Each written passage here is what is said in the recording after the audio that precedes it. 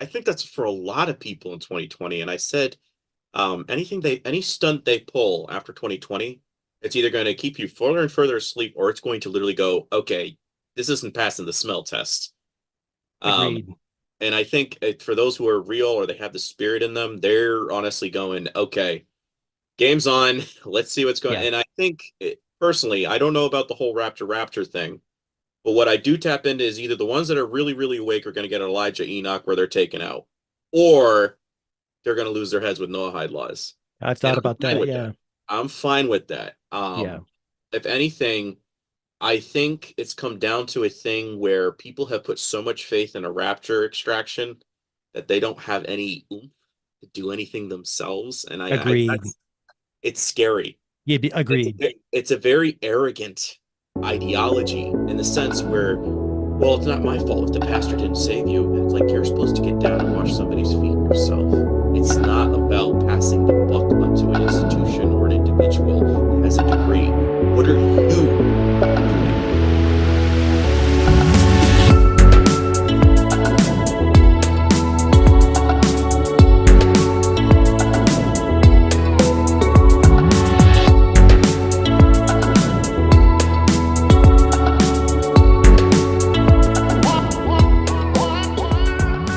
Brandon, thanks for joining me today. I appreciate it. Appreciate making the time to chat with me about your work and what you see going on in the world.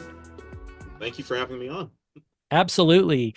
Um, I discovered you fairly recently and did somewhat of a deep dive into your Instagram and watched a bunch of your posts there.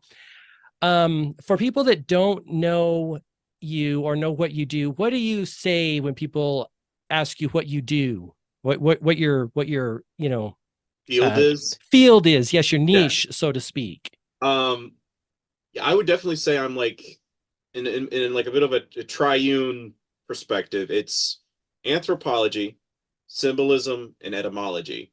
And I kind of interfuse all of that with compare contrast of other cultures, equivalents, and variants, and coming to a conclusion of how to interpret what the occult believes in contrast to what's in the Bible.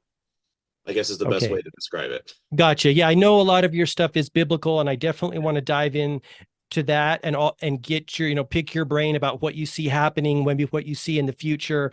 Sure, sure. So I definitely want you to share some of that. So let me ask you this: how long have you been sharing your stuff on social media doing this game? I have been doing this since last January. I Mhm. was invited onto a podcast after I made a comment, and he's like, "Well, that sounds like an interesting topic. Do you have anything on it?" So I just threw together a bunch of slides, tried to make it in the best presentation form again for Facebook because I wasn't techie. I'm still not too techie at this time. But it was so well received. The guests loved it, and so he was like, "All right, I gotta have this guy back on." So I started doing a couple of sequels, and then I got other invites. The next thing you know, it's it's It's kind of blown up. yeah, it's become a passion of mine, and I haven't spent a dime on advertising or all that stuff. So yeah, it's just kind of That's viral off from there. so really maybe a little over a year. Is that fair? Like Yeah, or a little over a literally, year you've been I think this would be the 13th month anniversary. off one comment, right? It's amazing how things can blow up. Yeah. That's cool. So what's your background? I mean, give us a little glimpse of how your childhood, how you were raised, what kind of Oh maybe boy. led you to here, you know? Oh boy. I mean, you could. That's a whole thing to unpack just in my childhood. So I had a little bit of a unique situation with why I was put up for adoption. Okay. Yeah, my parents. There was a home invasion, Mm, and they ended up uh yeah, the guy he didn't survive. They ended up offing the gentleman whose house they were in. wow. So that led to them, of course, being incarcerated, and so that put me up for adoption. I was almost about two.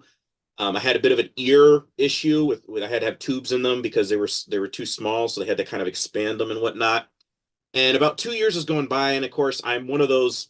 I don't know if I want to have that kid in Massachusetts. It was just one of those like, that's the repercussions. She still wants to keep in touch with the kid, so the social worker started reaching out to other individuals in Connecticut, and eventually she stumbled onto the family that I was adopted by. So Mhm. that's phase one. But so kind of I've always had a little bit of a rebel maverick streak in me. very contrarian in spirit. I just recently found out what that was because I have a thing where I call the political compass. There's 4 points to it. And I finally figured out, I'm like, I'm always against the mainstream narrative since 2020 did not work well for me. I have to think outside of the herd mentality. It's genetically in me, and I can't follow the group. So I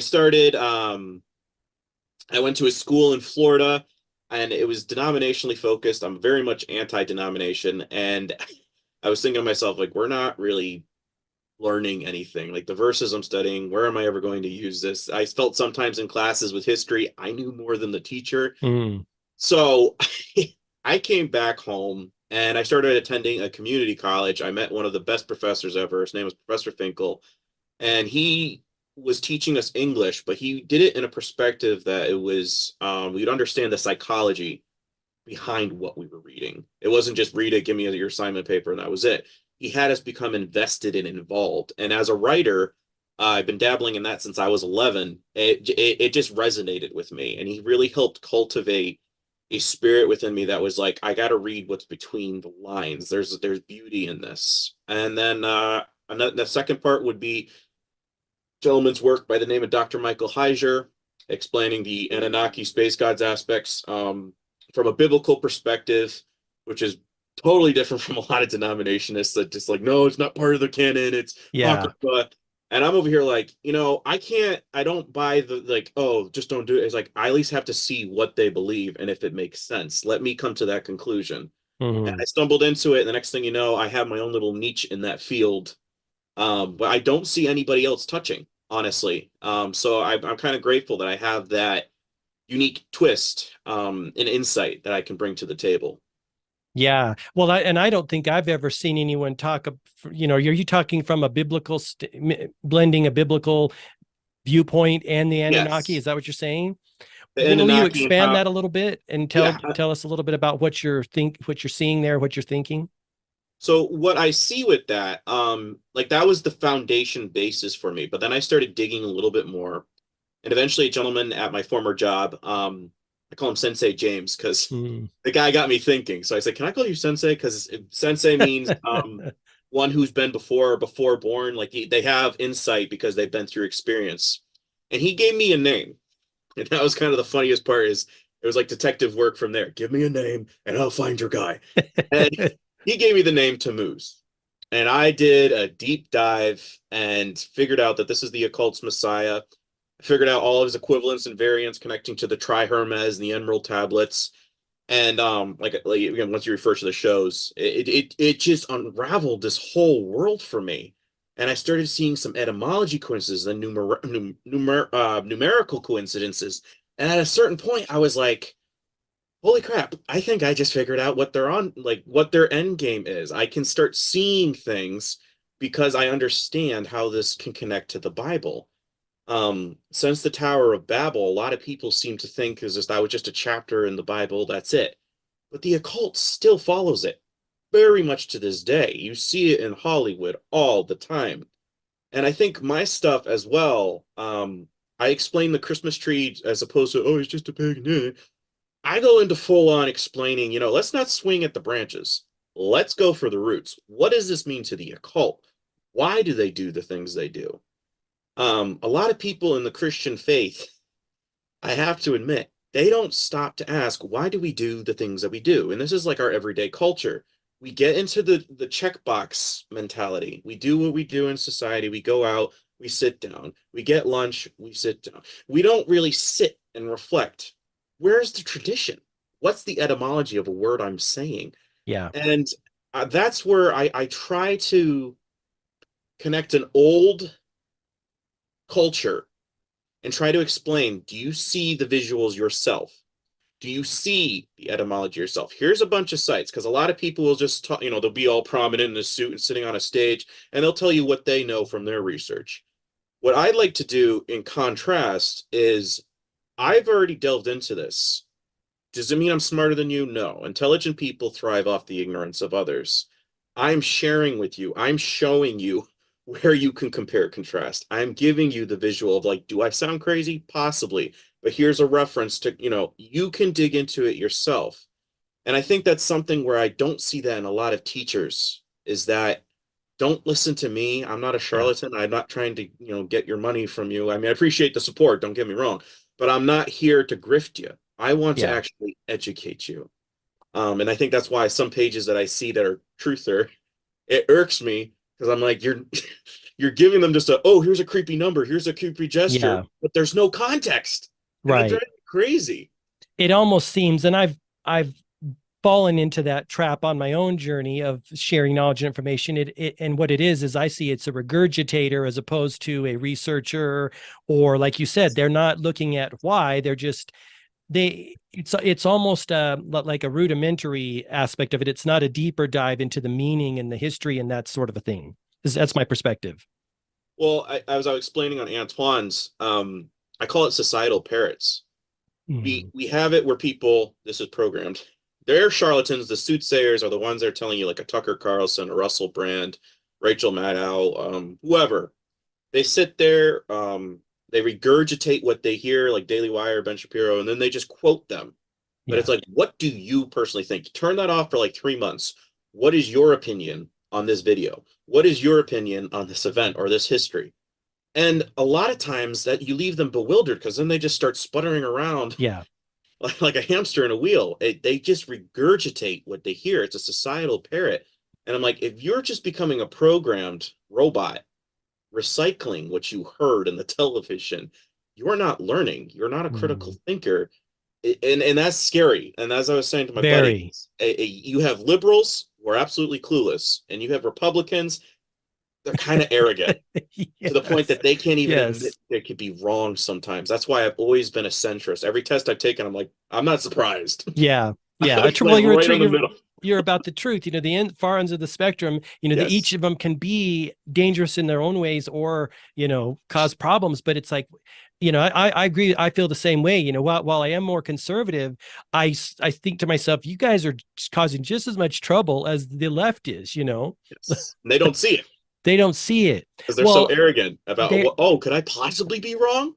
they are arrogant, and I'd love your take on why that is. From my perspective, it almost seems like because of the education system, because of the way people are raised and they're spoon fed their whole life, I don't think many people know how to think or know Yeah. how to do research. What's your take on, like you said, it's scary, and I kind of, it's kind of become, people can become zombified, and they aren't doing any, they're basically in like a hypnotic state, and they're never being told. What's your take on why people have an inability to deep dive or critically think?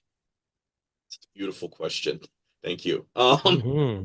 That is very well put. Well, that's just like when I did the post on Gen Z. Not sure if you saw that, but I played in the background was the intro theme to The Walking Dead. Now, if folks wanted to pause and go look that up real quick, just do a YouTube, listen, and what do you hear? You eventually hear a and I'm like, do you understand what that is? The Walking Dead is not the zombies. It's the people in the story, the characters who survived, because it's just a matter of time until you're dead. With that Mm, scraping sound you hear, that's a baton of a warden scraping your cell. Ring, ring. So when mm. when I'm listening to this, I'm like, even the littlest thing like that is they've locked you into a little box, and in our society has become like this, is that you can't think outside the box. You can't think outside your blinders because they have it so cookie cutter. And part of this is the Rockefeller education system by design. And I think the other half is it's honestly laziness. And I'm not sure if it's the food. I'm not sure if it's just because they've given us the ability to have a phone and we could just instantly look it up. It's like a fast food. I can just Yeah. look it up if I wanted to, or I can find some article that disproves you, or there's a fact check on that. And a lot of times, like I'll urge my followers, like, don't take my word. Like, and I can do 200 and something words in a inscription. Watch a podcast. I feel so much more in a 2 hours. It's like, well, play it in the background. You don't have to, but if you wanted to hear the one Yeah. visual thing I'm talking about, pick it up.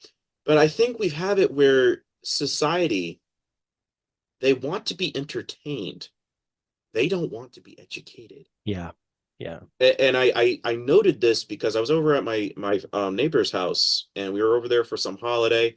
and the girl was saying like, "Oh, you're into blah blah blah," and I'm like, "Yeah, I'm into podcasting, I'm into this," and then I was talking a little bit about political views, and she started getting a little uptight, and I said, "Well, you could be educating yourself and read a book sometimes." Well, and I know she watches TV a lot in her room, and so I says, a lot of people they watch like 10 episodes on Netflix. They can binge the whole show when it first comes out. I says, and you don't have time for an hour or two podcast? Yeah. And that's what we've done. They have created so much bread and circuses that people are content, that they don't want to pick up the book. They don't want to read. They don't want to listen. They just want to have their opinion. And that's why I'll get people when I do something on Trump. Oh, how come you never go after Biden? I'm like, there's enough plethora of sites that do that. Yeah. Somebody needs to be against that current, and I kind of like it. I sometimes do it just to like if I get a bunch of followers, I do it to get rid of them. Yeah. I'm not in this to get fame. I'm in this to make sure you're on the right path as me, and not as in I'm right. It just I want to make sure you're not going to get frazzled out if I give you real stuff to Yeah. consider. Yeah. If I ruffle your feathers, so to speak, because Yeah. and to that point, I appreciate your recent post on Trump and Israel. That was a long Yes. post on Instagram. I appreciate that. Yes. Um, yeah, every now and again, because you kind of have to shake the tree and wake people up, because I think people have a tendency to go back to sleep, and I equate it to some of the things that I've learned about the brain. It takes an enormous amount of energy to run and think, and it's and then you got to learn how to think, if you're not ever taught how to think. But when it's an energetic thing, and so the brain constantly wants to put us on autopilot, like, and get on, like you say, get on the track, and it's dangerous to be there, which Right. I feel the same way. I look around at people and I'm like, that if you're not thinking and they're thinking for you, you're in danger. But people just Yes. don't connect the dots all the time, Right. you know? Right. But yeah, I find that fascinating. And to your point about the diet and whatnot, I do think it's like a combination of things like you mentioned there. Yes. I look at the food people put in the body, whether it's fast food or processed food, and the brain's not going to think properly, the body's not going to work properly. Yes. It's a wild ride in this in this world, and we got shown a lot about where people were at over the last 3 years, 2020, 2021. What did you, when 2020 went down, where was your mindset? What did you perceive was happening um, at that time? It's funny. I truly think it was a godsend because I went through a lot of trauma in the adopted home, and enough where I'm able to now empathize where my birth mother was at mentally. She's kind of just looking for anybody. So I've had a lot of the same experience, seeing what went down in the home. So I came back from school, and people again. I think another thing in society is that they're just like, oh well, I got you a job. That's it. No one was asking the young guy, what are your talents? What are your visions? And nobody was cultivating that. I was just kind of taken from home and just thrown out into the world. And they were putting me into the machine. And I was getting a little bit to the point where I don't want to say the word, but I was getting to that point because I was like, I'm saying as much as I can that I need help Mm. without knowing exactly what I'm trying to say, you know? You were struggling Yes, psychologically, mentally. mentally. Okay, gotcha. And it was to the point where I was very, so I quit my job and I took this is it's on the top of my profile, the black and white one. It was my hiatus from humanity. I took 7.5 months off, and I read a ton. I took showers. Sometimes I had to shower running for 2 hours, just to think because it was the water was helping me just think process. Like the water has always had that effect with me. And I was reading, I was praying, and eventually I kind of came to a breaking point where I was like, okay, I finally figured what was going on. And apparently my dad was doing stuff with one of my sisters, and there's all the secrecy had a Mm-hmm. rippling effect because I'm an empath and I picked up on that. Especially as a writer, you tend to understand that, but I wasn't understanding because we were so sheltered at the homeschooling thing. I didn't understand, oh, that's not normal, you know? Mm-hmm. So I'm coming off the verge of this, and I'm probably the best mental clarity I've ever had in my life. I was making friends, I was having some great dates, and then I'm going back into work, and the whole world, it was literally like Rip Grimes waking up from the hospital, and I'm like, what the hell is going on? I'm finally at a point where I'm like, I now have a purpose. I'm now excited about life. and everybody's going, "Oh my God." Yeah. And for me, I never bought it for a second. I literally was, as a Christian, I was looking at my church and I'm like, how is it we serve a God whose son conquered death? Again, for anybody who didn't know, and we're all wearing this emblem of fear, like in death. And I only wore it once because again, it was the first week. But then after that, I was just like, no, this ain't for me. Good for Some my you. pastor was wearing gloves, and I was Wow. down in junior church for like 14 years as a teen because I tend to relate better with kids because I find most adults to be liars or they're just very shallow. I can't Yeah. even have conversations with them. Whereas kids, they're evolving, they're growing, and I think part of that was because of my adopted background. Um, I gravitated to want to be a big brother figure because I understand when you don't have somebody to Yeah. help you. And I took like a week or two, three off from being downstairs. And again, I wasn't a teacher. I was just a guy who walked around, an assistant. And the pastor was going like, "Oh, if you're not going to show up regularly, then maybe you should just be upstairs all the time." I was like, "Okay." And nobody's asked me why I wasn't down there since or when I'm coming. Really. And I was supposed to be the president on the board. I was the president or something. Again, they said by Hmm. name, but I've like no one has asked me that. And that just proved to me all the more is that it's a building to them. It's a corporation.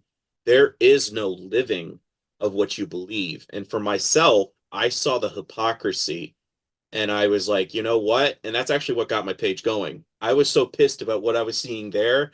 I started writing and doing posts on reality. And the next thing you know, I'm up to 8,000 followers. I had less than 100 like on 2020. And the next Wow. thing I know, it's So like, just expressing yourself about, so are you yes, saying it started with you were inspired to write about what was happening at your church, or were you writing about the bigger picture in the world as well? yes. I think I was tired of seeing the blinders that the church doesn't want to see. Like I was like, you do realize that this what this symbolizes, right? And I knew it, but I was like, you won't even let me speak here. I can't even have a Mm. conversation with you. So I said, all right, I'll try the internet. It's my account. It's not much, but here's something. And I started gaining followers. And the next thing I know, I was like, okay, I'm now doing podcasting.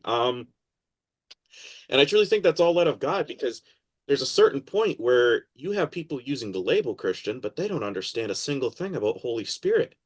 It appears that way, doesn't it? Like A maybe back thousand what we talked percent. about prior. It's like even if you accept a label of Christian, you're Yes. still, came through the public Yes. education system, came through the mass media, indoctrination, and so then be the still and not the skills to research or critically think. Do you think that's what it is? Just like they're accepting the label, but they're still kind of one of the one of us or one of the herd. And I sometimes They don't are. separate myself from the herd in many ways, but for lack of a better word. Yeah, and I think it's because I tell people this way is like when you're looking at the New Testament, he had the Pharisees, the Sadducees, and I call it bumblebees. What happened now? We have like the Lutherans, the Catholics, the this thing, and people have fallen in love with their denomination and their churches and haven't fallen in love with Christ. So they literally just rebooted the same thing on us. So when people say, "Oh, you're religious," I'm like, "No, I'm a guy of faith. Faith is actually application. Religion is following the doctrines and ideologies of men." And I'm like, guys, this isn't for me. Some other person was getting on me the other day for a post. And I said, I go to church kind of now to get insight. Like I feel like I'm sitting in a senatorial meeting and I'm the newspaper guy just writing my satire for the day because there's so much lacking what could be said in the church. And it honestly angers me because they don't have to be stupid or misled Yeah. or um Dumbed like down yeah, what's the word, kind of watered down, or yeah, complicit. And one example is like there was an usher there, and he was wearing a lapel pin of America Israeli flag. And I look at him, I said, like I'm shaking his hand, and I said, "You know you're wearing the Star Rem fan." He yeah. goes, "Hmm?" I said, "That's Nimrod's sigil, the star you're wearing on your lapel." Yeah. And he goes, and I'm like, wink and a point. Like, okay, either one, you didn't hear me, or you Yeah. actually are sponsoring Nimrod. And I think it's because people don't want to have those deep dive and invest in conversations. Like, do you know why you wear what you wear? Why do Yeah. you do the Pledge of Allegiance? Like I just did that post yesterday. Again, I I saw that. I respect soldiers. Don't get me wrong, but at the same time, do I want to pledge myself to a guy whose background is incredibly messed up? Likewise, yes. Well, Yes. and to that point, and I felt that way too, as I, have kind of well, I would say for the first time over the last number of years, because of what happened in 2020 and 2021, I got reacquainted with Christ and walked that path because of what was happening, because and also from an inspirational, I was inspired to do that as well. But Right. when I attend some church, they do, they talk about Israel in a certain way. And because I'm a big time researcher, and I come at it through the standpoint of acquiring knowledge and research, and I Yeah. don't know the Bible very well, but I do know, history and research because I'm a voracious, reader and an inquirer like you are, a Yes. seeker. And so Yes. it's frustrating when I think to myself, do they know the origins of Israel? Do they know who's behind it? Do they, it's just wild, as I'm sure you're sometimes frustrated with people that, are going along with it, but may not know the history of why it came to be. It's wild. How do you you know, uh, handle yourself in those types of situations? When you meet someone who is For regurgitating me, something. it's like one of my buddies. Like I told him when this whole thing in the Middle East was going down, I told him, dude, you've got to take a break from Shapiro. Says it's not only bias, like I'm telling you, he is, and he quotes him Yeah. incessantly. And I'm I bought him some of the books I recommended before, just so he could try to see the other side's point of view. I sent him a documentary, 53 minutes. You can't go wrong. And he goes, You you can't. have, It's an hour. Yeah. you have a more updated version. So I sent him a clip of a guy that's from there, showing what the Talmud influence of the IDF.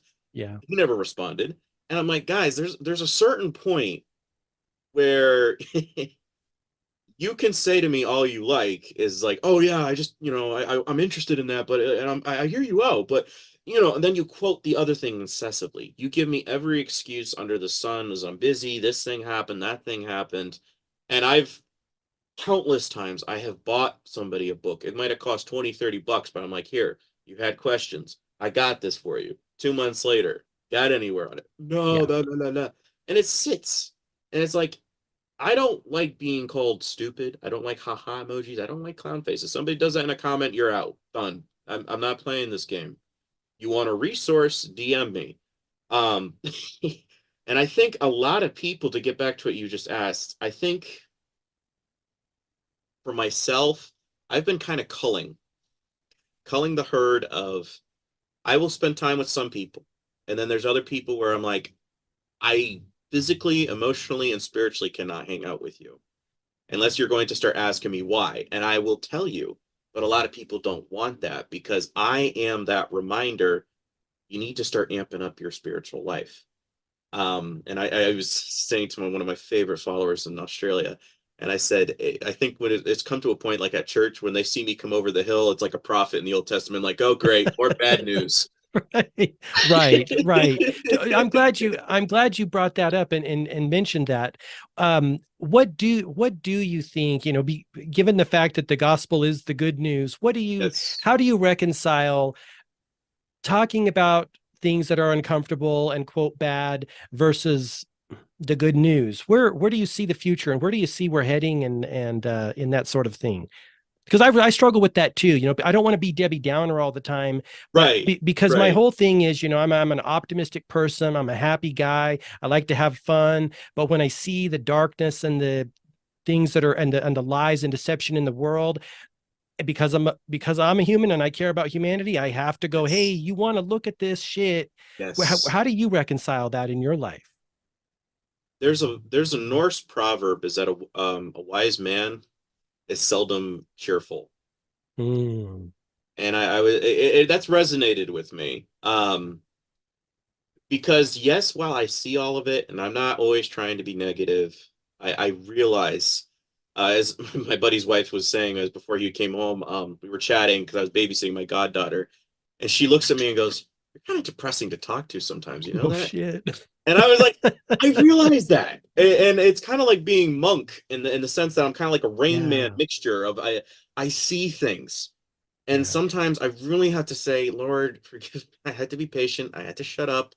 Now's not the time. And it's come to a thing where I also see myself as being a sergeant, so, spiritually speaking, is that I have to encourage the ranks. I have to kind of sometimes tease the private or something like that.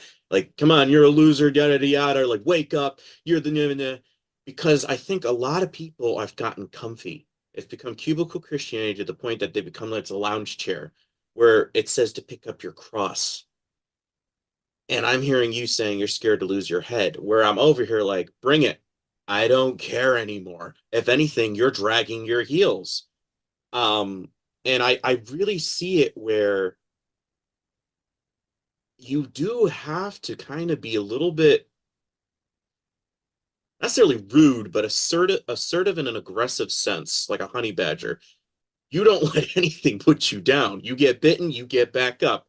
Um, and I think a lot of people they're not tapping into what their spiritual gift is. And so they let it become docile and normal. They cling to their patriotism in the next election, and this guy's going to fix the problem. And God's like, I don't care about your vote. My kingdom is not of this world. I care about where is your heart? Are you trying to? And there's the story of the rich man, and he goes like, I've already done all this stuff. What else do I have to do? Get rid of all your money and follow me. And suddenly it was like, oh, well, and I think that's most of America, Yeah. honestly. And it grieves my heart, but at the same time, not everybody is at my level. So it is not required of me to bend somebody to do what I say.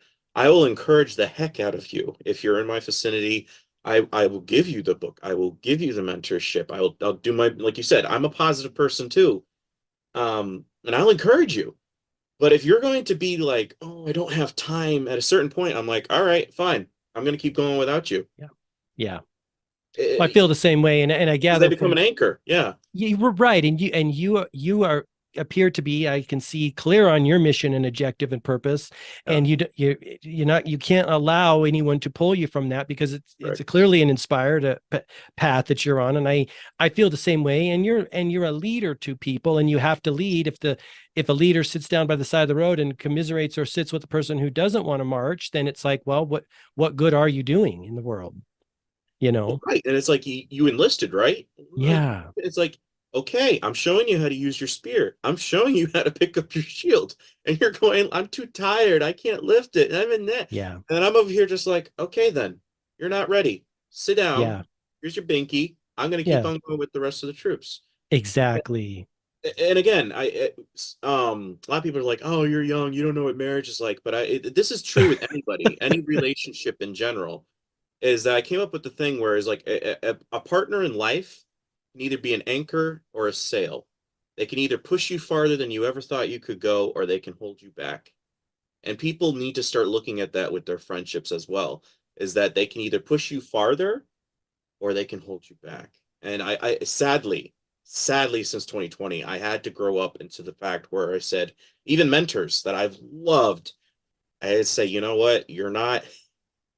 I'm trying to now give back what you invested in me, and you're saying my stuff's not worth it. And yet I get DMs, I get messages, I get people saying I wasn't really into Christianity anymore, or I was a former Catholic, but you actually explained things where I want to do this again. I want to get back up. And I'm looking at my mentor like, in my Yeah. mind, I'm just like, you can't tell me it wasn't having an effect because that's all it is, man. And Yeah. I laugh because the irony of my name, and it's kind of like the painting that I put up, it's symbolic. It means well known. That's if you go by my last name first, it means well known beacon of light or hill sheltered from Wow. the storm. I'm Wow. supposed to be a lighthouse. I might be behind Yeah. enemy lines, but I'm supposed to be a refuge. I may not have the Clearly. answers, but I can shelter you from the storm as long as I can until it's time to go. That Yeah. It's my way of seeing it. I could be wrong, but guess what, guys? If it's encouraging you, take advantage of it. Well, and like you said, we could all be wrong, but we've got to tune in to what like you say, what our gifts are, what our talents are. I mean, you're speaking a lot of my language, as I walk my own journey. Similar thing, one of the reasons that I started speaking out about what was happening and really started in late 2021, maybe early 2022, is because what I saw were people were being artificially influenced by politicians and the media and whatnot, and they weren't under their own. If a person's under their own influence, I'm fine. If however you want to Yes, vote, even if you don't want to do a deep dive, as long as you're influencing yourself, I feel safe. I feel very unsafe when I see masses influenced by the media and politicians, I was and thinking about also it. being pulled off their purpose. Because look what happened. I mean, when you basically, okay, world, we're going to shut down, you shut down people's purposes. Doctors can't doctor, nurses can't nurses, everyone can't do their thing, and society is damaged. And when I saw that, I was like, oh shit, this is an all hands on deck type of situation, almost like EKG to the people. And so I really got, that's what lit me up, was and a similar thing, and made me started posting about it. And your journey sounds very similar to mine, when I was Mhm. inspired to share some information, knowledge and information that I already had and that I was acquiring, but I didn't want to, because I was like, oh shit, I will ruffle feathers. I could offend people.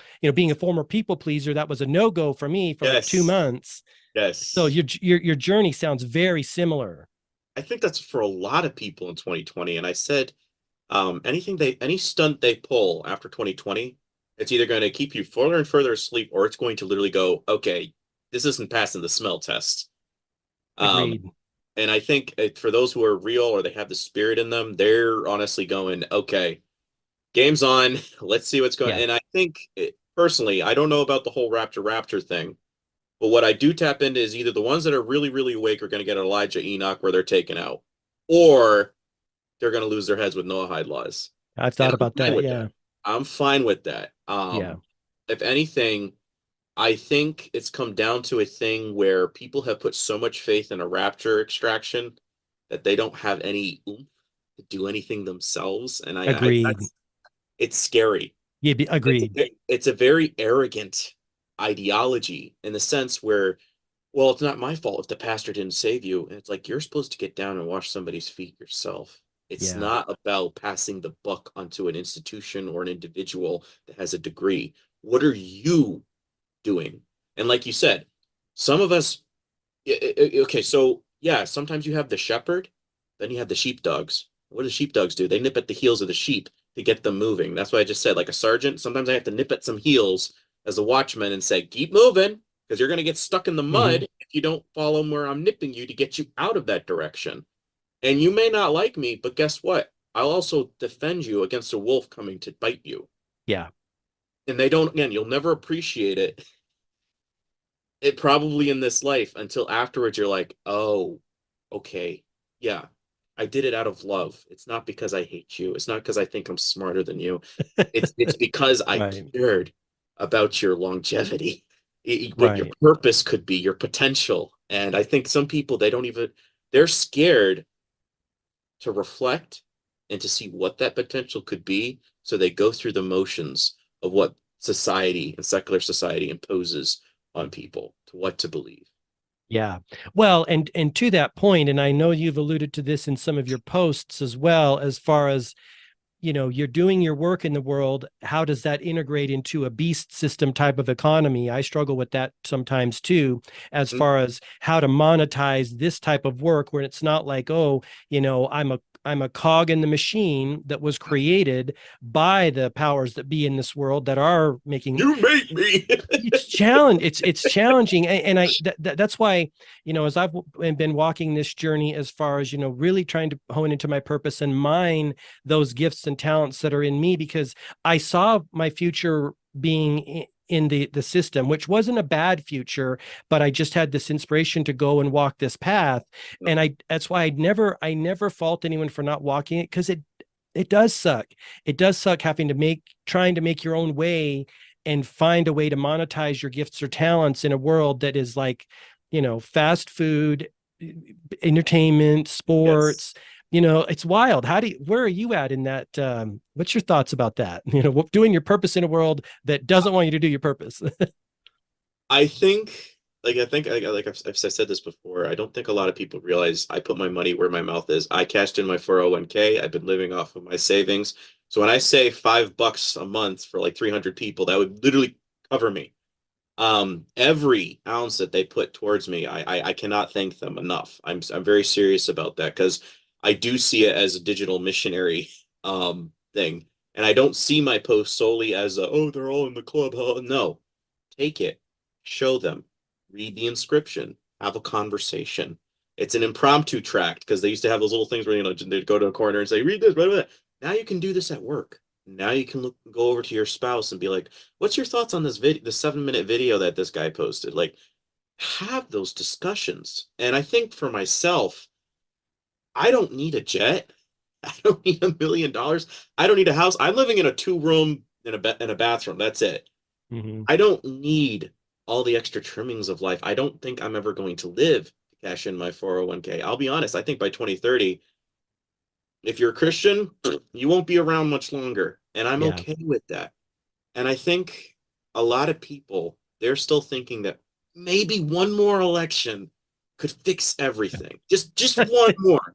So Yes. they're scared to invest in an individual. Like I have nothing to gain. I don't work for a program. Nobody is puppeting me to say or give a monologue tonight on tonight's show. I'm giving Right. you my opinion, my advice. And like I said, I don't I was laughing because Klaus Schwab was saying one of the greatest problems that we've seen now is libertarianism. And I was like, oh, well, thank you. Because I Yeah. see it as in, yes, I might be a Christian, but that doesn't mean I convict you at the point of a sword. That's supposed to be of spirit. That's supposed to be you seeing something in me that makes you go, huh, I want to do some of that. I want to emulate some of that. And I think there's a quote by Gandhi, like, I like your Christ, but I don't like his Christians. Wow. And there was an evangelist that put it, I think, the best. I think his name was Gypsy Smith. He says there's 5 gospels: Matthew, Mark, Luke, and John, and the Christian. But most folks don't read the first 4. Wow. So, like we've been saying, I think it's come down to I'm trying to do the best I can. And if you can throw me $5 for the tent maker fund or, have these Right. conversations. And I'm young. Do you think I like going on a date with somebody that doesn't know how many stars are in the flag or what state, how many, Yeah. like when they're talking about a country overseas, I know where that is. I love geography. I love learning another language. When I was at my other job, I started out as being like, oh my God, I can't understand a thing this Jamaican guy's saying. But now I've learned to listen with an accent, and I love the Russians and India people, especially because they're Yeah. very funny. Oh Uh, yeah. and I've learned to love the differences. I've learned to love to ask questions. What makes you like? Why do you think this way? And to have fun with life. And I think a lot of people they can't have even fun unless it's the entertainment, it's the sports, it's the Yeah.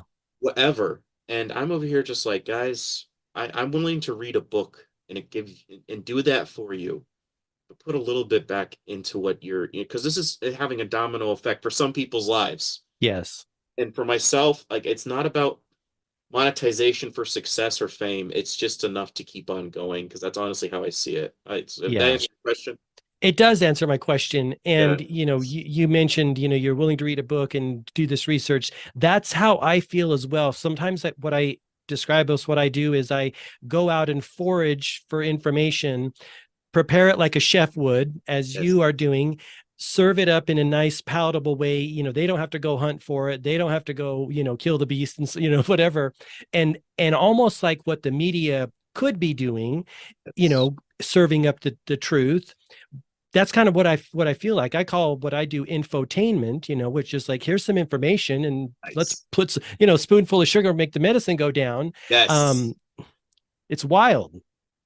I love how you put that because that's why I love something like The Onion or Yes. really Babel. dark satire, like something like Yeah. The Whitest Kids You Know.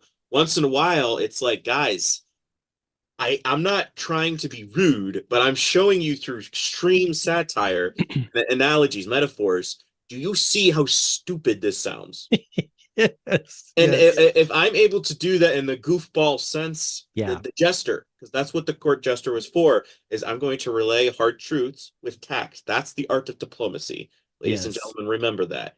And that's what you have to do. Is if you can put a palatable and put a little, and again, not poison, but Yes, you're putting a yes. little cherry on top. You're mixing it with a little strawberry jam, so it's not Mhm. so bitter.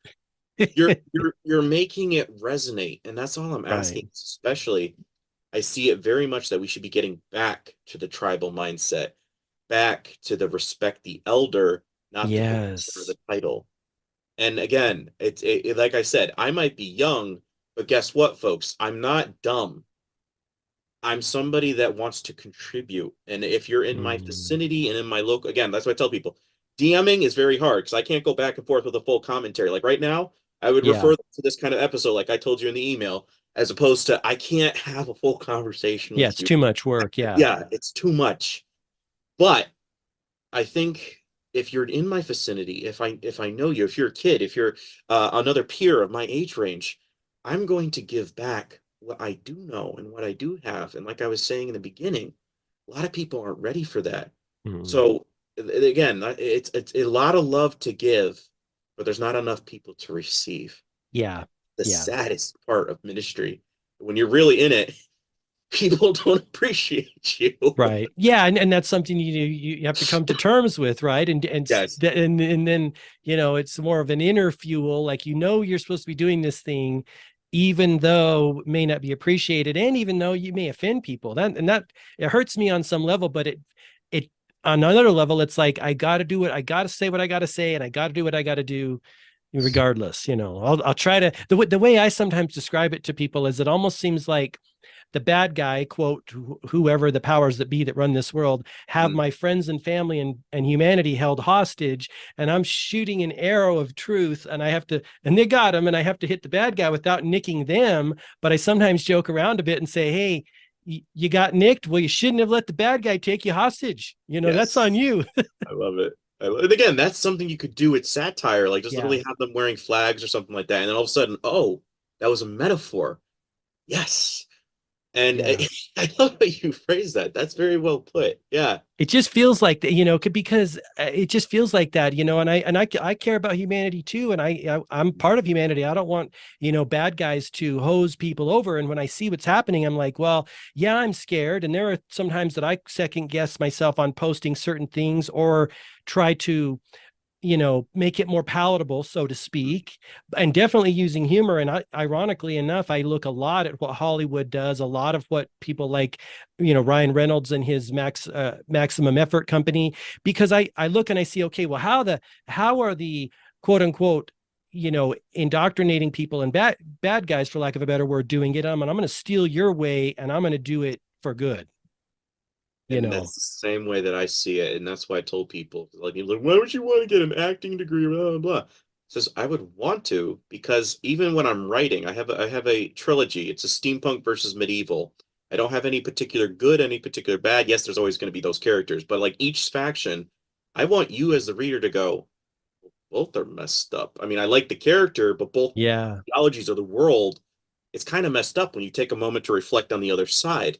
And so it really divides you, but I really wanted to infuse like modern things that are going on into a fictional sense. So it makes you go, oh, nobody's really the good guy, nobody's really the bad guy. It's per individual character that's yeah moving this thing along. It's like, yes, and the world can be very messed up, it can be very dark, but there can be some light in it. And I kind of like playing with that. And I like you just said, I know I could do very well in the Hollywood cult yes because I have original ideas. I've told people they're like, "What show is that?" I'm like, "No, that's my ideas." And they're like, "Dude, that would be like a yes." And it has You're a franchise creator. universe. Mhm. Yeah. And on top of that, I have bloodlines. I connect to Franklin and Albert Pike. So Wow. Oh, you really? oh yeah, Wow. oh yeah. And I'm laughing because instead of going into it and like again, I could probably get a deal where I could get to the top real quick. Sure. I know the end game. I understand. I'm like, I understand the metaphors. I understand the symbolism. What am I doing all of a sudden? I'm not even initiated and I'm already betraying what they Yeah. know, the ones at the top. And I'm trying to educate the other side. And I think there's not a coincidence that in my genealogy, I'm related to a guy that was so deeply enmeshed with this that he's perverted a lot of people, like good Christians, to join the secret society and then ruin and corrupt them. It's like investing a poison. They've been bitten and they Like don't. infiltrate a secret Yes. society and turn Yeah. it good? Is that what you're saying? Well, that's what I'm trying to do. Is like Sure. instead of being like, oh, I don't want to get into the Masons because that's just creepy. It's like, and yet you worship their Messiah every Christmas. Yes. That's where I'm. That's again. Or Yeah. why do you do this? It's like, Yeah. well, I can explain it to you. Well, I think it I'm like, no. Now I'm giving you context that they're thinking, ascension, regenerate, and it's not just oh, you're just a. It's like, oh, that's kind of sick. And I was like, yeah, and you see it here, you see it here, and you see Yeah. it here. I can't even go to a store without seeing something on a logo, a t-shirt, a jewelry, and it's really annoying. But at the same time, it's like, folks, instead of just saying, I don't want to know about that because I'm going to get pulled out at some point, try to understand this is the stuff that dictates your politics. So when you're going into a voting booth and you think you're making a change, it's statistics of gullibility. They've Yeah. selected the candidates. Now it's just an assessment to see how far we can get away with something based on your party. Yeah. That's what it's down to. I'm sorry to tell you folks. And I think after the 1800s, it's been kind of going like that. I think before, because I've looked at the thing, not really that as many were Masons in between like 1812 to like 1850. And even the guy that was before Lincoln, he literally says, I am the last president of the United States of America. Mason. Really. Lincoln wasn't even on the ballots for a reason. And all of a sudden, this guy tried to change everything. He pissed off Rothschilds, and they're like, next guy that comes in, another Mason. It goes right back into the system. And that, I'm glad you or go ahead. no, go ahead. I Well, was I'm glad you brought that up because that's one of the questions that I wanted to ask you. Do you think the United States was formed as a grand illusion, or do you think it started as this, country based on God and for free men, and then it got converted by the evil powers in the world at some point down the road? What's your thoughts on that? Because I sometimes struggle. I'm like, is it all a lie? Like, is the United States a complete lie, or did it get turned? based off of what I've looked into. I think the original, like the Puritan found the original people that get here, I think they honestly were just trying to get away from it all. By Okay. the time we get to the 1700s, shirt sleeves were rolled up, societies were already infiltrating, and they eventually came up to the conclusion is like, okay, we're ready to launch our plan. And ever like our inception of an actual country as opposed to being a colony, Mhm. that's when we became a force to be reckoned with. That's when we became very Masonic and very Okay. So um at the inception, so to speak, there was correct. evil players with their puppet strings, puppet masters. Is that what you're Because saying? yeah, we were originally known in the Native American thing by there was two names for America. One was the Tortoise Island, all the Americas. And I find that ironic because Hermes, the guy with the Caduceus staff, Hmm. one of his things is connected to turtles. And Wow. the second one was the land of the Phoenix. Mm. And if you looked into my stuff with Tammuz, they're trying to resurrect their Messiah one last Yeah. time, the Tri Hermes. And therefore, I think they eventually concocted where this could be his land, this could be the place where he's reborn. And if you're going in by the Zohar and what they're believing is that, New York is like the new Rome. So I've they heard see, that. so the 9/11 thing was that was a coronation day. I'm gonna have some upcoming podcasts that is like people are not gonna be like, you already know the Bush thing, you already know all this, but I'm gonna Yeah. explain to you occult wise, this is why we did what we did. And you're at the end, you're gonna be like, oh, I see it. And Wow. that goes right into 2020. And Is that so? So, well, everything's connected, right? And as you peel back the layers, right? yes. Wow. Yeah, I've often thought about that because some as I go on my own journey, as I start to uncover more and more, sometimes I think to myself, oh shit, like this is really scary, and then other times it's like, oh well, I guess Inevitable. whatever. Okay, so we're living in a, well, the terms that I've come to think of it again since really 2021 as I walk this path, because my thinking of 2020 was I knew they were up to something. I didn't know what they were up to, because for 15 years prior, I was like, you know, government, you're negative, your news is negative, you seem incompetent, etc. So I'd already checked out. But when 2020 come on the scene, I was like, well, I wrote you off. Like, I'll give people a number of chances. And then once I realized you have nothing to offer me, federal government, and I'm Right. just going to do my own thing. I'm going to walk my own path, live my Yes. best life, so to speak. So when 2020 came, I was like, well, I don't know what you're up to, but you're up to something because you guys are no good. And then, of course, as it was revealed to me as time goes on, as it was to many people, they're like, oh, shit. Um, but as I walk my own path, sometimes I think to myself, and I've come to this realization again, well, this is a fallen world, and in a fallen world, who would rule a fallen world, and who's going to rise to the top? And you can't be a good guy and Right. run the United States of America, This doesn't happen. It's not in the playbook, my you friend. And if know. you do, Yeah. Yeah. I mean, if the powers that be, the puppet masters that are pulling the strings, and really it's changing for me on sometimes a weekly or monthly basis, my level of awareness and understanding. Many of your posts have been helping me do that, and other awesome. people's posts sharing information. And your post about the Super Bowl was super enlightening. I learned things that I had never connected dots before too, Right. with that. But I look at the infatuation with celebrities and media and sports, and sometimes be like, oh man, this shit is scary. The numbers and masses of people that are worshiping, those players and the game. It's just wild, you know. But For me, I've never been into sports even as a kid, and I think part of it is because my dad didn't have it in the house. But I think more so is just character wise. I couldn't understand why somebody would what is it, DVR or whatever recording thing. yeah. I couldn't Yeah. understand that you'd sit there when you get home after your whole day and you're going to sit here and watch people swing sticks and chase balls or bump into each Likewise. other. Yeah. I couldn't understand that. Yeah. I've always been more in love with the concept of a brotherhood where you like martial arts or me I love swordplay, and I was Hmm. taking katana, and my sensei said he's like, you take to it like a fish to water, and I'm like, yeah, I literally feel like almost like an ancestral thing kicks in when I'm Yeah. doing this because it comes natural to me.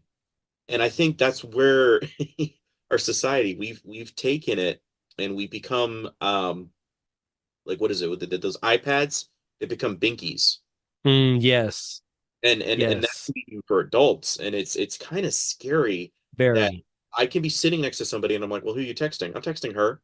She's sitting right Yeah. next to you. Yeah. Yes. Even as a teen, I Yes. couldn't understand that, and I'm like, okay, and like when funny story. When I was like 12 or 13, I saw this beautiful girl, blah blah blah, and I didn't know how to talk. So I was a writer. What am I going to do? I wrote her letters all the time. And people like, do you realize people don't do that in the 21st century? And I'm like, I don't care. She probably loved it. No, she didn't.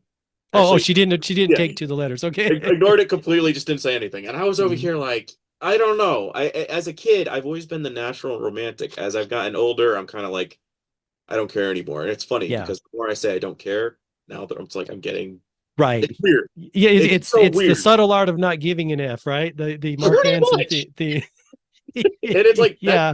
It says animal It's magnetism. attractive. Yeah. Yeah. But to all people, like, oh, this guy doesn't give a shit what he's, there's this book called Mode One, and it's about male female interaction. And that's the whole Nice. premise, is like, when you say what's on your mind to a woman or anyone else, it's like, it's so rare in this world of watered down pleasing and Yes. sugarcoating that Yes. it's shocking to people, and it And resonates with people. I think that's the thing is we've also created the society, and this is where I was telling somebody, it's like, I don't know about yourself, but for my peer range, I've literally seen it where you say you're dating somebody and they automatically think coitus. So if you're saying Yes. somebody that's 17, I'm over here as a Christian, is like, I'm not doing anything until we're married. That's again, that's basic. But Mhm. in a secular definition, you're automatically affiliating dating with boinking. And I'm thinking Yes. to myself, do you see how sick your mind is that you're Yeah. automatically thinking of us in a bedroom context as Yeah. opposed to just saying I appreciate the relationship that's going on? Again, as a Christian, I'm looking at the rest of the world like, okay. And on top of that, they then bracket it where you have to date somebody within 2 to 3 years of your age range, or else you're a pervert. And I'm like, Yeah. you just cut down on a huge, Yeah. the ocean is full of fishies, but now you're just kind of like, I only do pumpkin fish and tuna. And it's like, Yeah. no. there is like a whole vast variety out there. And as Christians, I think it's very sick that we've merged the dating definition with something so dirty and derogatory that we can't even appreciate dating somebody and literally just getting to know them for getting to know them Yeah. purposes.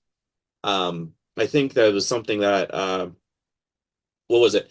What some professor was talking about, by the time a woman is done with college, if they haven't had a mate by then, between the ages of 21 and 30, this is something I noted, is that they adopt a dog or a small mammal, Oh, cat. And why? Because it's like a subconscious thing as I'm taking care. It's a maternal instinct. yeah. They call it a dog mom. I hate dog moms. You're making a mammal your substitutive kid as opposed to literally nurturing an actual child.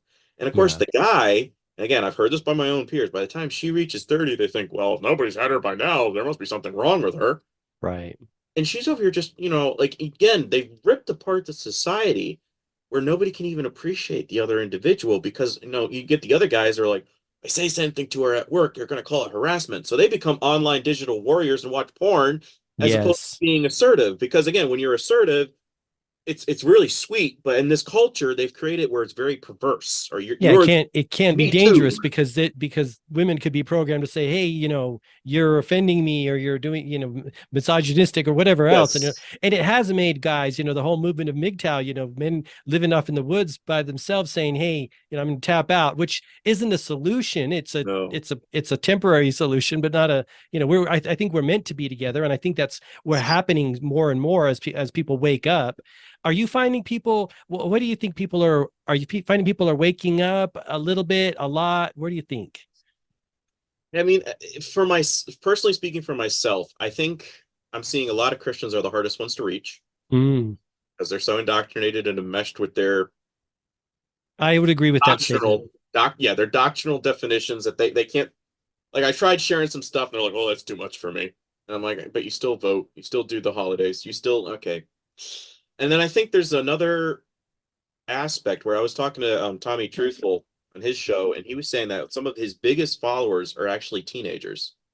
Really? And on his kind of topics and whatnot, I was like, are you serious? And he's like, yeah. He says, I have 14 to 17 year olds. Says they tend to be one of my biggest fields of people coming through in my channel. And that made me really encouraged because in the Bible it was saying the last days the young people will have visions and blah blah blah. Mm, And even with me, I read Revelation 2:17, and there's a verse about to him who will listen and have ears, I will give to him the white stone or the manna, the hidden manna, and it'll only be revealed to that exact. And I was laughing because I didn't think about that when I came up with the name Manna Daily. I literally was yeah. just like, we're living off the word, trying to implement it.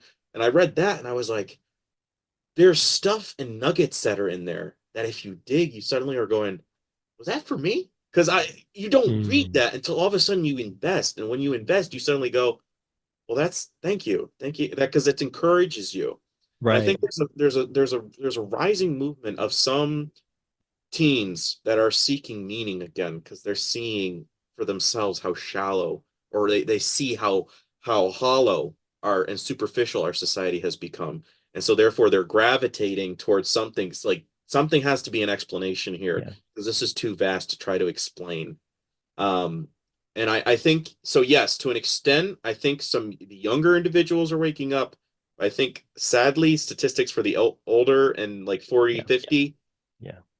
I think Well, there's a stronger portion where they tend to teeter on the other side of the yeah. rifts. It could be that phrase, it's hard to teach an old dog new tricks once Yeah, behave patterns of thinking and behaving have been, programmed. Yeah. yeah, programmed. And I sometimes think if it's like anything in life, like you either have it or you don't, whether it's you have an athletic ability or you don't, or you have Mm. an ability or a desire to do research or you don't, or curiosity about life. And like you said, you can't teach someone, they either have, they drive, or they don't. And Right. it's not a good or bad thing. It's just, but I'm encouraged by your assessment of that. I think that's true too.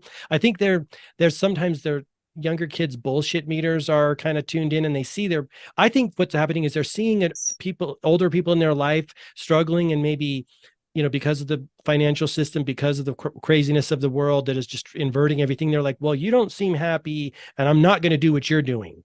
I mean, Right. that's what I kind of think they're saying, And it's you become know? a little bit of a movement of not for me. Yeah. I think that's Yeah. something that scares the system because it's making more people say, well, I'm not going to trust the government. I'm not going to do this. So you get a lot more anarchists and libertarians and contrarians where it's just like, I'm not going to go with that. And they're over here saying, please conform one more Yeah. time because we're this close. We need one more generation, right? Yeah. One more generation of stupid compliant. And I think that's actually the scary part for them Oh, is, yeah. like I said, it comes down to two major religions where one is trying desperately to keep their followers asleep and the other is trying earnestly to wake them up. And that is Hmm. honestly why they would have to make war against the saints because half of the world wakes up. Because if you have 10 bridesmaids, let's say that's 10 nations, five of them fall asleep, the other five actually are lighting the way. What does that mean? That means half of Christianity, I would speculate, don't get it, and the other five start doing something. I'm glad you brought that up because you touched on this earlier, and I want to ask you, if there are, let's say there are potentially two timelines for us, and again, I'd love your perspective from a biblical standpoint. Like you talked about, by 2030, you think it's going to be, for anyone who's doing this type of work and spreading knowledge and information. Is is there only one scenario that's going to play out here, or is there potentially two things that could happen? What do you think? Again, I think this would tap into like, does God already, if God already knows it all, why does he allow things to go down? And people have to understand is that even in the Bible, I think it was somewhere in the first Samuel or first Kings or something like that. I think it was David. He asked the question is like, if I go there, is like, he's like, well, yeah, if you go there, it's not going to go well for you. So he doesn't go. Hmm. But again, he's able to see, I know what could potentially go down if you actually do this, but he consulted. And that's also the thing with free will is that per individual case. God can have a plan for your life, and He'll give you many options and moments to make that change and tilt your udder to shift where you're going, or you can just keep on going along with the current. And again, was required to go against the current, you have to pick up the paddles and start Hmm. rowing, or else you're going to just keep going with the flow. Like I love your thing, focus and flow right there. Oh, yes, yes. But you think Thank just you. to veer into that analogy, you need to stay focused, or you're going to go with that particular kind of flow, or understand where you're going. And I think some people they're grasping what they have to do, and they're standing up and doing what they need to do. Like somebody like yourself, somebody like me, somebody like a lot of podcasters just rose up and like people are saying this is sometimes where I'm getting fed because I'm not getting anything at church. Yeah, And I'm like, cool. I don't care where you're getting it, just as long as you're feeling motivated. That's we need that. We're human. We need to connect. And I unfortunately, like me, I hate digital. I would yeah, prefer to give yeah. you a hug, to like, sit down, have a meal. I love having a meal because I do believe the whole thing that you're sharing life when you're having a meal. I love the dinner conversation. It's something we don't do. Yeah. And I think their trajectory, yes, it's 2030 by sure. So I did some gematria. I would say probably end of 2028, we're going to see some kind of disease X be released. I Hmm. would say by 2029, that'd be adding up to 13 gematria wise when you do single digits. Okay. It's death and rebirth. And then by the time you get to 2030, that's two and three. That's five. That's the number of man, pentagram on Baphomet's forehead. And they've already said that Okay. the new world order by 2030. Hmm. Um, and I think it was 2025 is when they're going to sacrifice the red heifers, and that's going to be towards Okay. September. So I think in 2025 it's going to start the 7 years. Personally speaking, I don't Hmm. know. So don't take my again. Right. I'm This is related. your, yeah, and I'm glad you mentioned this because I wanted your Yeah, take on when you think that the timeline is going to play out. So by 2025, you think it's going yeah. to start. I think it's going to start. And I think it's again. This says we don't know the day or hour. It never says we can't speculate the year or month. And again, they're Mm, off because of like they changed it from the 13 month moon cycle. sure. We're off by not going by the Hebrew calendar, by so I don't think I can exactly know it's going to be right here on this date. It's going to be 2012. I'm not that, but Right. I can kind of speculate timeline wise based off of like the Wormwood prophecy, what they're doing with Project Bluebeam. I think personally there's going to be that disease. Then they're going to have some kind of nuclear event. I don't know to what extent, something, I think, because there's something in Revelation that talks about a pillar of smoke Hmm. goes up. And I think that's when they would do Project Bluebeam, is that the space aliens, Anunnaki. It's actually the fallen angels from Under the Review for 80s coming out, but they're making it look like they're coming down. And then Okay. we're going to give you enlightenment because you guys all nearly blew yourselves to oblivion, and we're here Hmm. to now help fix humanity. I think that's probably going to be what happens. I don't think Christians will be around at that time, personally speaking. I think Okay. anybody that's accepted the mark, you've already been programmed into the system. You think this is what's the best thing ever because you now can ascend because they're going to give us all the secrets to how to do this. And I Yeah. think Christians, and by 28, 29, I think that's going to be the Noahide laws kick into full play. Certainly, again, people, I might piss you off, but I think it's going to be Trump because he's already stated that during the synagogue massacre in New York. Yeah. I think we should just honestly start executing people that are anti. Yeah, I was like, Yeah. oh, I and didn't on know he top of said that, that, but I didn't know, on top of but that, the more that I, again, kind of divine help too, and also people like you and different things. I'm like, oh shit, yeah, add another mark on the whole world's, screw, what at this tally of, okay, we're gonna be okay, we're not gonna be okay. Put it in the right. so you think by so now say that again, between 2025 maybe and 2028, you think the rapture event will happen? Is that what you're saying? I think for 25 to 28, that's where it's going to be the two witnesses. And I don't know if that's Elijah and Enoch. I don't know if that's individuals or if that's actually real Jews, Hebrews. I'd like to say Hebrews and Jews because they Mhm. worship tree worship. If you look up Uyew, I screenshotted it so they can't take that away from me. But they were worshipers of conifer trees, which Okay. connects to, if you watch my other two Right. podcasts, Doppelganger and the other one with pine cones with Valentine's Day, you'll understand it all by then. On your podcast on Yeah, yeah. okay, I'll check Um, him out. yeah, you'll understand. Oh, conifer. I clear it up where it's like you can't just think, oh, you just took that one verse in Jeremiah and that's it. No, I literally go like, this is literally what ancient cultures believed in. I'm showing you their anthropology. I'm showing you where it's migrated. I'm giving it full on. You can't deny that there was tree worship going on. Right. Yeah. The history and the migration of how it got to where it did. Hmm. Um, so yeah, so between 25 to 28, if that is the Christians, if that's podcasting, I don't know because you're reaching everybody. Everybody in the world's able to see it all at once. I don't know. It's just speculation because scripture can be kind of, especially when something Sure. prophetic. I don't know. If we do, cool. If it is us, I'm incredibly grateful because I would be laughing because people would not see it because they don't Right. want to see it. To him who has ears, but those of us who do, eventually, then it says the Antichrist has to make war against the saints. Saints as Christians, that means set apart. Those who are not of this world, he has to make war against them. Hmm. Why? Because they are the one voice against the mainstream narrative of Yeah. compliance. So you need to get rid of them. You need to shut them up. So you'll get people like Russell Brand, Tucker Carlson, and all this conservative stuff that'll make it sound like, yeah, these people are this and they're against that, and they need to go, and this is just sickening. We need to have a better culture and mindset. And if this is what they're still stuck in, that's not Jesus, that's not Christ. And what happened to Christ? Oh, you're not the Messiah we're looking for. So throw him on a Yeah. cross. Yeah, yeah. Yeah. What if you're a follower of Christ and you're still doing that? You're You're probably going to be following in your maker's or your yeah. Messiah's footsteps. I hate to break it to you, and whether Yeah. it's hung on a tree or Yeah. it's going to happen. And I think people who are not afraid or they understand, you want to kill my body, fine, do with it what you will, but Yeah. my soul is being claimed by him. And as I explained in some podcasts, what I think they're trying to do ultimately is they're trying to the fallen watchers. They're trying to get their kids' bodies back, the giants. Hmm.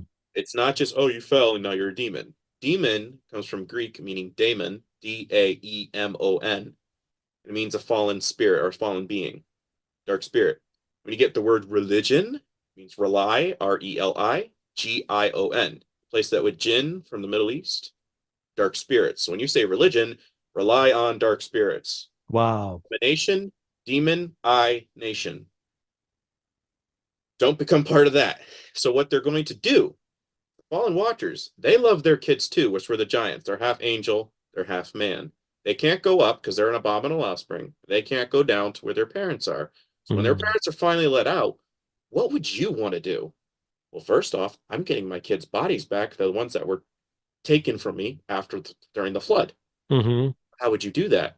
Well, if people sign an agreement that their bodies aren't important to them, they can indwell them.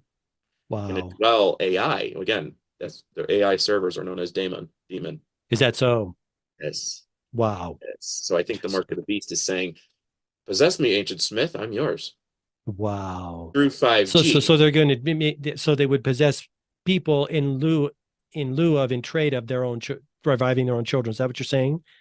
In a sense, they're kind of giving their kids' bodies back. You want to, again, 5G, Penta, 5G, God Yeah. Ram.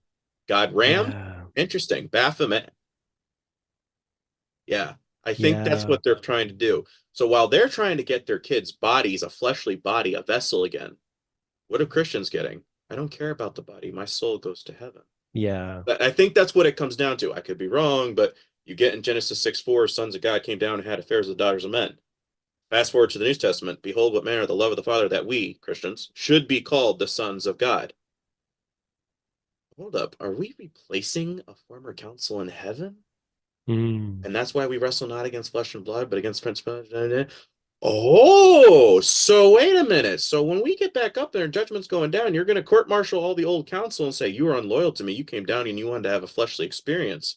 But those who were holding a torch for me, those who kept the truth going, those who were accepting of my son, they're going to get everything you didn't because they proved they were striving after me. So again, Wow. it's the adopted prodigal son. And I would think of that from a spiritual realm. Because why would you accept them? They're like human. They're below us. Yeah, but guess what? They came back to me. They didn't Mm. wander away. They were like, this sinful life, this world, it's not good enough. I want to come back to my creator God. I Hmm. appreciate what he did by sending his son. And I think that's what ultimately it comes down to is that, and because they've kept us asleep and they've hidden giant of our history, they, like the Christmas tree thing, you do things now, impulse and tradition, and you don't understand why you do what you do. Yeah. Yeah. Well, and to your point about thank you for that dialogue. That's very Yes, helpful. sorry, yeah, that was kind of a lot to unpack. I'm going to go back and listen to it again and do to because get different layers of meaning to it. So thank Yeah, you. To that point with tampering and keeping people asleep, how much do you think, and maybe what versions of the Bible do you think have been tampered with the most? And what's your favorite version? That's more the more pure word of God. very good question. It's a very tough thing because I have a lot of people that DM me, "What's the best version?" And I'll be I like, know it's "This a post." yeah. Um, I am not so diehard picky. I read King James. I'll be that as it may. He was a Mason. I do Yes, think I've that heard that. they've replaced like Jesus and some of the stuff or the real some names. I think they've doctored down. But we speak the tongue of the Gentile. I'm not gonna. I don't think God's getting on semantics with that. I think he generally is like, as long as you're actually believing as best you can with what you got in the actual story and sifting out all the, that's what it comes down to, I think. What I personally like is Phillips' Bible, written from a guy from the 1940s that was a protege of C.S. Lewis, the guy that wrote Chronicles of Narnia. Mm-hmm. I really like his because it's written in like a letter format. There's not like it's not verse and stuff like that. But I like reading with context. Frank Viola's assistant thing, like 120 pages, maybe 130. Um, Okay. the Untold Story of the New Testament, because it gives you context. Like this book was written 20 years after this. This was written 8 years after this. It gives you contextual, like this was what was going on in the culture at this time. This was some politics that were going on at this time. And so it's not just your blah blah blah blah reading. You're actually getting I relate to this story now. These are real people. This was the scenario of what they were going through. It makes it a little bit more vibrant and alive. Mm-hmm. Um, and then I'd also recommend Unseen Realm with Dr. Michael Heiser to give more Old Testament clarity of where they saw etymology, how they saw their culture. When I infuse that and I'm reading the Bible, suddenly for me, it reboots it of, oh, okay, this is giving more context as opposed to me just going through the whatever Mr. Pastor tells me. Right. I'm now getting a little bit like, oh, there's a little bit something more you're missing here, and it's very beautiful when you unravel that. Okay. So is it safe to say that you don't believe they have tampered with anything enough that it could be mislead readers or be a detriment to the student of the Bible? I would say stay away from anything with Zondervan Publishing, Mm-hmm. because that connects to the Lucius Trust and the what's his name? The guy Rupert Murdoch. Oh, Murdoch. yes. He's Okay. don't yeah. Definitely some translations have been tampered. I say Okay. KJV only to the extent is that I think what the best they tampered with was changing Jesus's name or something like that. But here's the thing. Okay. This is what I try to tell people to at least try to take it with a grain of salt. Mm-hmm. But what the cult believes is that Nimrod and Tammuz, they're regenerated, they're reborn. So when you're saying Baal, Baal's name is another variation of Lord. Um, and what was the other one? God. They said that was originally connected to some other thing. When you say Amen, it's actually I've Amen. heard, yeah, I've heard Well, that. What are your thoughts on that? that was the thing. The Amen. I posted that, and some people were like, "Oh, the slides offended me." Read the inscription. I write what I write for a reason, so you don't get freaked out when you see that. So when somebody comes up to you and he goes, "What do you think about that?" Yeah. I'm not just going to blow them off because that's just not true because my KJV is right. Instead, I want you to go, "Okay, I understand." So when Christ died upon the cross, and I'm going to be doing a whole podcast on this. It Okay. was the use. They're tree worshippers, the ascension thing. Top of the Latin Kabbalah tree, Corona crown. Crown I means saw that in one of your recent posts. Mm-hmm. and I'm trying not to do too much because I want it to be a beautiful podcast for some people. Sure. I'm going to Sure. be using a lot where it's just like so king of the use. They're putting him on a cross. I said, "You want to be our king? Okay, imposter. This is what you get. You get to be all mangled up in the same positions on our Kabbalah tree of life, and we're going to put Mm-hmm. you to death. How do you like them apples?" He comes back as the way, the truth, and the life. And they're over here like, no, no, no, no. Tell me somebody stole the body. Somebody had to steal the body. So what does he do by coming back to life? He proves this regeneration, reincarnation, ascension cult are frauds. Your leaders, your mentors, your Hermes, bogus. I defeated it. I didn't come back in another body or vessel. I came back in the flesh. I can't. You already saw me like this. Well, I'm not an imposter. You see where the holes are, right? Yeah, Yeah. you see that? I am the way, the truth, and the life. I beat your own game.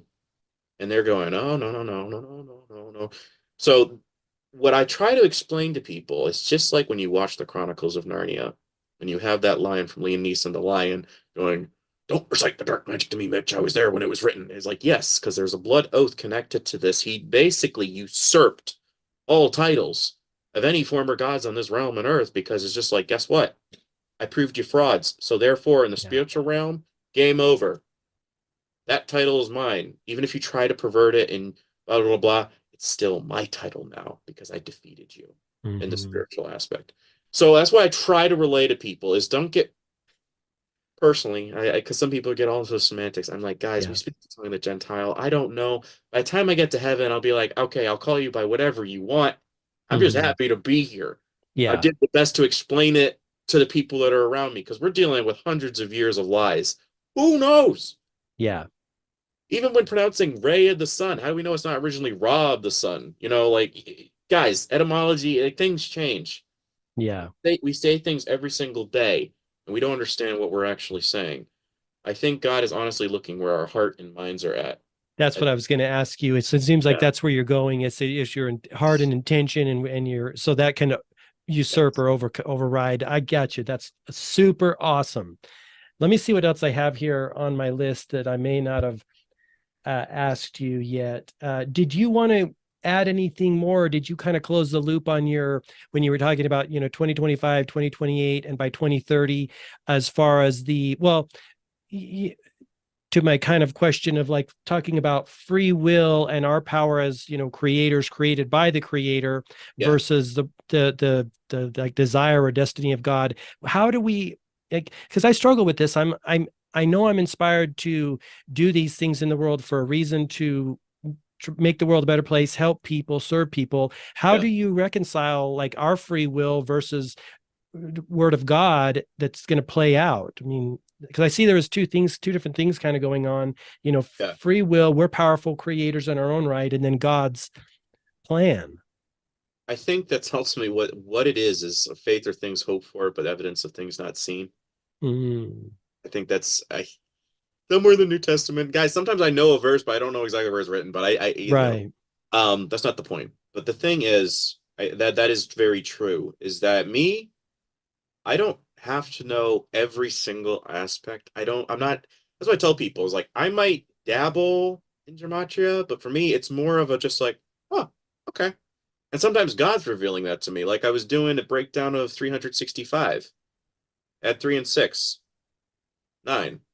Okay, I'm at 6 and 5, 11, 9, 11. How Mm-hmm. interesting. And I broke down what every single one of those mean and how that connects to the unholy trinity of Babylon. Then it connects to not, actual 9/11. Mm-hmm. So I think what it comes down to is that people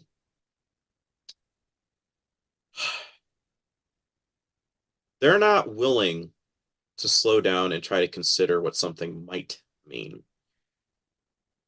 And it's because, like I was explaining, is when you have Christ that was in the Garden of Gethsemane. I'm laughing because you have the equivalent of the Garden of Eden. You have Gethsemane, Eden, paradise, Gethsemane, oil press. That's what it Mm. translates to. I haven't heard of the Garden of Gethsemane yet before. Yeah, Gethsemane is where he was going to pray prior to Judas coming over. At this point, you probably heard it was Judas came over, kissed him on the cheek. So this is where it occurred. Okay. He was going up to his father, saying, "If you could let this pass from me, I understand. This has to go through. This has already been arranged. But if it could pass right now, I would really." And he goes through with it. And Gethsemane means oil press. And when they're doing Mm-hmm. this parable, the 10 bridesmaids, there were five who were awake and they're already there. They have their lamps, they have their oil. So when the bridegroom's coming, cool. The other ones fell asleep. Then they wake up and they're like, oh, shoot, we didn't bring our oil. So they run back to Mm-hmm. the house. They come back. The party's already in full swing. They knock on the door and he goes, what? We're here for the. He's like, yeah, but you weren't doing your job. So why should I let you in? You're supposed to prepare the way for me. And where are you? Depart from me. I never knew you. Mm-hmm. This is where I was going into the theology of Christians. So then Christ is in Gethsemane. He's praying, he's doing all this stuff. He keeps coming back to his disciples. He's like, guys, stay awake, stay sitting because they're falling asleep. I don't think it's a coincidence that he had them go through a phase like this. Mm-hmm. He's saying my own followers were falling asleep on the pinnacle of spiritual warfare. They didn't understand what was going to be happening, but I needed somebody to stay awake, to stay sober and vigilant as long as they could for what they see, like in Ezekiel 33. If you're an actual watchman, you're standing there with your torch, you're sounding the alarm. People might say you're crying wolf, but it's like I'm at least pointing to something that I see something coming towards the city that might be a threat. Mm-hmm. Whether it's something or not, I'm supposed to sound the alarm as somebody that has been indwelled. And what people don't understand, if it says in Proverbs, thy word, Bible, is a lamp unto my feet, then what's the oil? It's the Holy Spirit. And a lot of people Mm-hmm. don't understand what is the Holy Spirit. If you don't know what the Holy Spirit is, you're probably going to fall asleep. And I'm trying to explain to people back in the day, Old Testament, I did this in the Sacred Seed episode. They had this whole place, the Holy of Holies, where only the priest could go into. And he had to dress up in white, like a bride and stuff like that. Mm-hmm. And only he could go in there in the presence of God. When Christ died, suddenly the temple veil ripped in two, just like a bride's veil. What does that mean? God's Spirit no longer resides right here. It can Mm-hmm. now indwell us. And it says, greater is he that is within you than he that is of the world. Know ye not that your body is a temple of the Lord. Guys, you're now indwelled. You're mobile. You now have that gift. And a lot of people Mm-hmm. don't understand. Oh, that's what the oil is? Yeah. And what is it called? Oil press. You had to stay vigilant with your oil. Because if you don't, you're not going to appreciate your faith of, I may not know what's coming, but I'm still lighting the way for the one that's coming. If that makes any sense. I'm not sure It if that. does. It Yeah. does. Yes. Again, there are a lot to unpack there, but beneficial, Yes. beneficial, beneficial. Because like I say, there's this kind of, I look at it, if it is a battle between good and evil, and there's dark forces and quote unquote good forces, as we know, battles typically can be won. Like I sometimes struggle with this. If we're fighting and trying to illuminate and awaken people to evil forces in the world and shine a light of awareness, could there potentially be a quote unquote win? But again, I'm coming at it from a very, very newbie with biblical scripture and whatnot. So that's why No, I it's kind of. it's it's it's good that you're asking that because I'm seeing I I don't want to. I get some questions, some comments, and I'm like, you've not learned a thing. Because I'm getting some person going, yeah, when we reach the fifth dimension, we'll take back and yada yada yada. And I'm like, what? Yeah, well, what I to that point, it sometimes seems like there's definitely a lot of ingredients thrown into the pot, where you got the new Yes. age and the stuff like Yes. that. So you get some crazy, uh, convoluted statements. It sounds I, like. ideology, theology, call it what you will, this Christ consciousness thing. Christ consciousness is bogus as all get out. It's actually Hermes, the doppelganger. That is Catholicism as well. Masons, call it whatever you will. It's a multi-headed dragon, but it all worships the same beast at the end. Is the Yeah, ideology of this is the best that'll ever be. We can become our own gods and saviors. yeah, Materialism, wealth, this is what you look for. You can become your own god if you so choose. And I think that it's good that you are actually open to hearing even something that I'm saying, because I'm seeing a lot of other people's like everything you said was right, but we could become our own God yeah. consciousness because Jesus is in us. And it's just like, you're not understanding the humility aspect that has to come first. Like all this would not have been revealed to me if I didn't first say, you know what, I need someone to steer the helm of my ship. That's the phrase that I used. Because I was big into pirates at the time, so I used the vessel aspect of like I want you to steer the helm of my ship. And I'm not gonna lie, dude, I felt all like I used to have a lot of anger. Like my face, I was like Hulk. Anything in my Carrying doing it all, and you felt a weight was lifted off when you handed rest. over, surrendered that. And when I said that phrase, Wow, literally, it's the most supernatural thing I've ever felt. And I'm 12. I looked over at my dad. He didn't see me jump, but I was like, okay, that was really creepy. And I don't know wow. how to describe that, but as a 12-year-old, it was like something touched you, and you were just like, okay, there, that was okay. I said the words, but my gosh, that there was something there. Physical thing Hey, that you felt a presence in. oh, for sure. And the anger, it was, I think I inherited a bit from my birth father with the whole scenario I was telling earlier. I think I Hmm. inherited a bit of his anger. And all of a sudden, that generational curse was just like, no, not anymore. You're not Wow. mine. Like there was a hedge put about me. And again, like I told you with my name, sheltered from Right. the storm. I think it's come down to where folks stop looking to the government or to some program or some chakra kundalini. I have to stop coming up so people are going to love it because it's going to be break it down once and for all. Yeah. That's all bogus, folks. What I'm trying to tell you, it requires humility in order to enter the kingdom of heaven. And if I could, just going to the analogy, when they're doing communion, this goes into a marriage ceremony where the dad would. So if you ever saw Fiddler on the Roof, I didn't. okay, I so should. Yeah, I should see you that. don't have to. It's I know of propaganda. it. Propaganda. I was so brokenhearted Is after it? seeing. But just seeing the symbolism now, I'm just like, oh gosh, I know it. Mhm. No, no, no.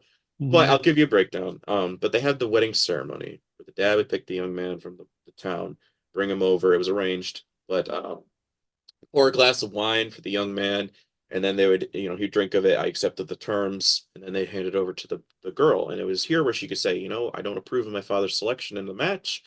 I would prefer that you pick somebody else. And it'd be Mhm. honorable. It'd be like, okay, we go back to the drawing board, all good. But if she drank of it, she's choosing, she's accepting of the father's selection. She's choosing the son.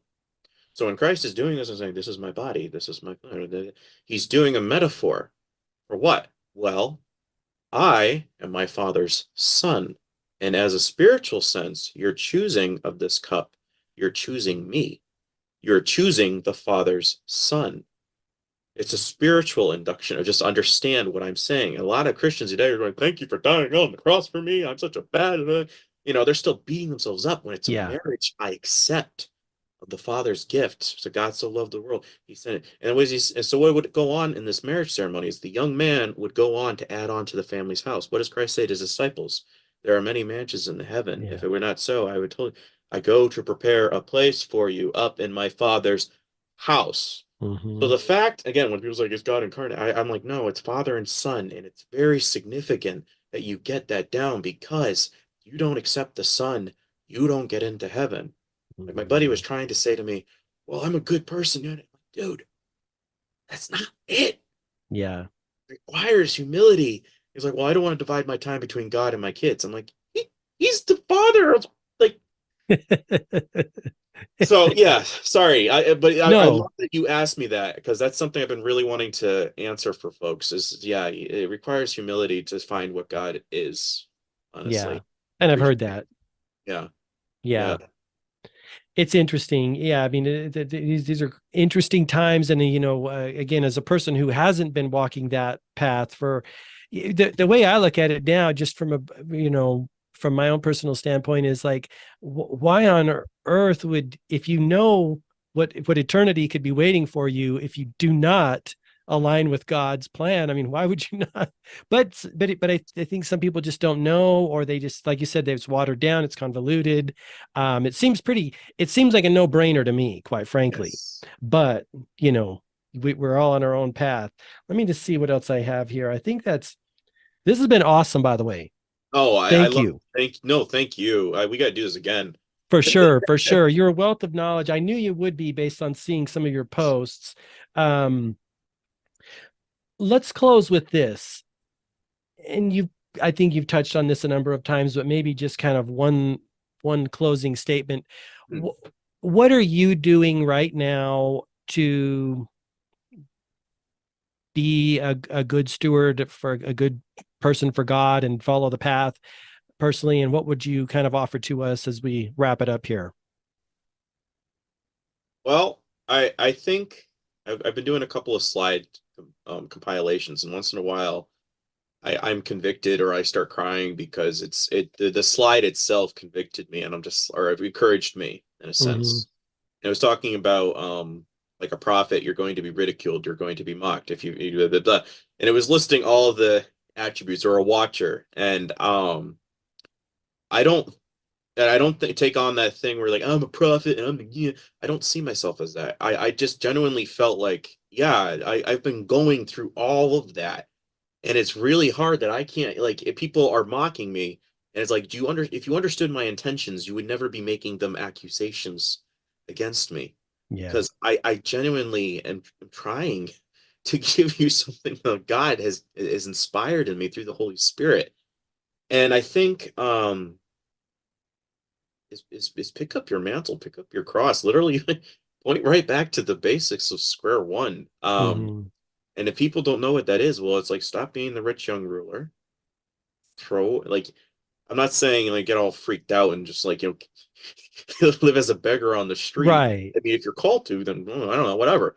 Um, but I do think you people we need to start getting rid of the secularism, the materialism, and the things that are distracting us. If it's politics, if it's sports, if it's entertainment, Hmm. start trying to cull it out. Make it gradual. Like me, I've come down where it's just like I only watch pretty much old stuff for most of the time. Once in a while, I watch a modern show, but I mean, I'm not invested with screen time. I used to be a huge TV head, and now I would prefer reading or having a podcast conversation. For other folks, I'm trying to encourage have a documentary dare night or a podcast dare night. Watch something and say if you don't learn something, you have to owe this guy like $20 or something. Yeah. Just make it The fun. game. Yeah. Yeah, Fun. pick up a grinder. Or every time this person goes on to one of his rants, like I'm prone to do, but it's have Hmm. fun with it. Yeah. And it's something where um, start investing. If you hate podcasts, pick up a book, listen to an Yeah. audio book. Um, yeah, that's honestly where I can say is like what I'm trying to do from where I'm at. This is one of my life verses was when I was reading Luke 22:32. He's at the table and he says, I've prayed for you, Peter, because Satan desires to sift you like wheat. And that when you are ready to turn around and strengthen the brethren, what does Peter do? He denies Christ 3 times. But people always forget later on. It's when Christ rose from the dead. They're sitting on the beach, they're having some fish. Jesus says to him, he says, feed my sheep, feed my sheep, feed my sheep. You're ready, fisherman. Now go forth and start strengthening the brethren. And that's Hmm. such a beautiful redemption arc that we just glance right over it. He says Yeah. it 3 times. He denied him 3 times. Like, guys, Mm. you can be redeemed even if you once denied. You can come back. And I think a lot of people are afraid because they think, the accountability, the guilt, the responsibility that's entailed with that. makes them scared. And they unfortunately Yeah. there's that servant who hid his talent as opposed to try to make double for the master. Yes. I think about that one all the time. Yes. And as I told my buddy, because he's got a record, but he feels like all bad, and then he's like, I don't feel like I'm doing enough. I'm like, dude, I don't know my God's mind. I'm never going to say that because that'd be Mhm. tapping into Satanism. But I know Right. his heart. 'Cause I've read the Old Testament. I've read the New Testament, and what he loved us so much that he sent his son. So I know his heart, Yeah. dude. Like I was reading something in Corinthians where I was listing the pastors, the teachers, and all this other stuff. There was like several. It says, dude, what are you? You're somebody that gives encouragement. Anytime somebody needs you, you're there. It's like, well, I don't feel like I'm ministering. I said, dude, when they ask those questions, you try to give it the best you can. It says Mhm. that's enough. You're doing the best you can from where you're at. I think was it Roosevelt's nephew when they were doing D-Day? He lands like a couple 3-4 miles offshore from where they were supposed to. I And he don't says the remember. classic line, he says, you know what? There's nothing here, but we're gonna start the battle from here. Mm. And because of that tactical misdirection of where they landed, they were able to overwhelm the enemy because nobody was Wow. expecting them from that direction. Start the Wow. war from where you're at. Yeah, good point. That's what I would end on. Like do what you can where you're at with what you got kind of a thing. Yeah, it does. You don't have to be the best. You don't have to be the greatest. Just say, I Yeah. accept it. I'm sorry. You feed some sheep, strengthen the brethren, Yeah. Well, it's like the story of throw the guy throwing the starfish, one of many starfish back into the ocean, and they're like, "Why you bother? There's just too many." Well, it mattered to that one, and it mattered to me too. Yes. Yes. Yeah. That's awesome, Brandon. Why don't you end with telling people where you're at online, Yep. including your podcast and whatnot? Sure. Main one is going to be Rumble. So like Swapcast right now, I'm looking into starting to do interviews. Mana Daily Podcast, all one word. Um, Mana with two N's, like in the Bible. And you can find me on Krollology, like my last name, ology lower underscore 101. I would highly recommend start following my backup because I'm getting a lot of Instagram harassment that I think I might be Are taking. you? Yeah, When so you say harassment, I know you mentioned you were feeling shadow banned the other day. When you say harassment, what are you referring to in that sense? and I I posted it Trolling? yesterday. No, like I posted a comment on another one of my friends' pages, just saying this is one of my favorite posts thus far because she just started posting regularly, and Uh-huh. they marked it as spam or like I was trying to do Oh, something against community standards. I was like, gotcha. So okay, you're on the list. You could be on a list, so to oh, I speak. am. Yeah. I'm not sure if you heard that story, but yeah, my No, buddy was browsing around on my Facebook profile. He gets a call from a Fed family member, not CIA or FBI, somebody in another clandestine organization. really. It says, be careful with those kind of posts. And he goes, well, what are you talking about? He's like, just be careful. I know some Masons, they're good people, and you just need to be careful with that kind of content. He's like, well, why? Is just be careful. Wow. 900 number doesn't even call him on our own personal cell and stuff like that. And I was like, well, thank you for confirming for me that I am most definitely on a watch list. So, yeah. Wow. So, anyways, man, a daily podcast. I'm trying to post older ones on YouTube. Some ones aren't going to have catchphrases where they're going to get upset. Sure. So you do have And a YouTube channel as well then? Or are you yeah, all firing it Mana Daily podcasts on when most like everywhere? Okay, BitChute, gotcha. Odyssey, trying to keep it consistent. Okay, If they take out good. one, I'll just start it and they'll put like a one or two or three. Yeah, so you have a backup account to certain, yeah. Well, Yes. then that's what people do. I mean, every time I see, 2.0, 3.0, I'm like, oh shit. Although I'm not seeing in 2020, I know people were getting censored and losing their channels. I just because I keep a real close eye on people too, on Instagram or different platforms and see because as we're kind of moving forward and sharing this truths, you kind of look at the people to the left and the right of you and who's falling, who's not. I mean, I'm not seeing a lot of people falling. Yes, Are actually, you seeing? I was looking for a guy's account the other day because I know that he scrubbed number one. He did too, and I even asked one Okay, of my followers. I said, "Did I piss him off?" So I don't because sometimes I do that. sure. Block me, so could you kind of? And she's like, "I can't find him either," and she's Okay, so you're very good seeing at some research. censorship and deleting of account. Okay, still, and it's not surprising. I mean, um, but so you're everywhere. Mana Daily Podcast, Podcast or Krollology 101 at the moment, Horology. Krollology 101. But again, Patreon, if you could support or follow just Yes. there, that's Man a Daily Podcast as well. Okay. Awesome. Awesome. Well, thank you, Brandon. I really appreciate it. Yep. Um, have an awesome day, and thank you for spending the time and sharing your knowledge. Lots of good stuff. Thank you for having me on. I love this talk. It's finally something intellectual. I appreciate that compliment. Thank you. Yes, yes.